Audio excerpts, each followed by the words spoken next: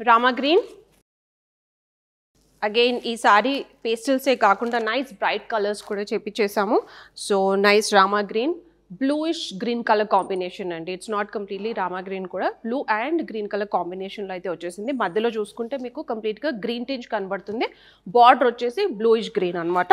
So పైన కింద వచ్చేసి again thread weaving with zari weaving pattern and temple ప్యాటర్న్తో అయితే లైన్స్ రన్ అవుతాయి. మధ్యలో అంతా జెరీ కోటా ప్యాటర్న్లో very light and very easy maintenance saris.